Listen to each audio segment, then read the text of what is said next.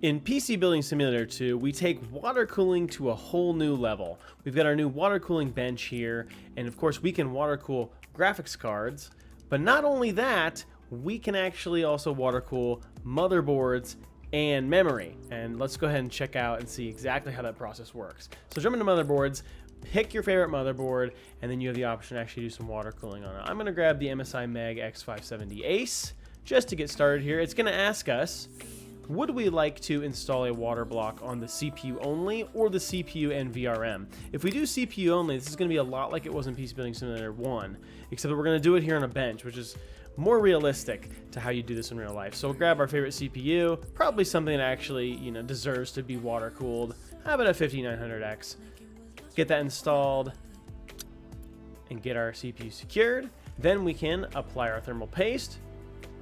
Once we've got sufficient paste there, we can select our CPU, and then here is where we're going to choose our CPU block. So go ahead and grab one, and we'll screw it on and install it. You click the motherboard, and you can put away an inventory, and now you've got a water-cooled motherboard.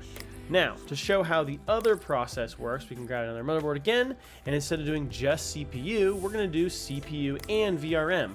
So here we're going to actually unscrew the screws from the VRM heatsink, and we'll pull the VRM off. And then we'll do the same process of installing our CPU. Again, we got another Ryzen board here. We'll do a 3900X this time. Get it secured.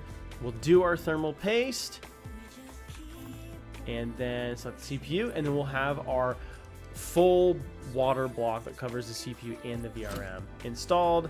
And put the motherboard away. And that is how you water cool motherboards in PC Building Simulator 2. So memory water cooling is going to be a little bit different here. I'm going to choose a Triton Z Royal Elite, and then we can choose if we want to do 4 sticks or 2 sticks. So sets of 4, sets of 2. I'm going to do 2 because it's simpler.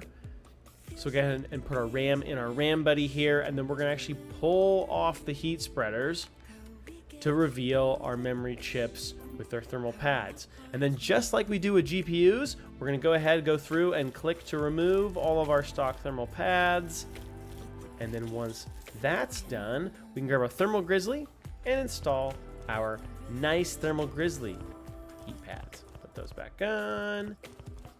And then we can actually install the water block. Back in the RAM buddy, we'll put on our DRAM heatsink from AlphaCool. And then the DRAM water block. This is the 2x. There's also a 4x if you have 4 DIMMs. And that is ready to go in the computer and get hooked up to a water cooling system. So we've got a lot more possibilities with water cooling now in PC Building Simulator 2. Everything you need to make the ultimate performance PC and keep it cool.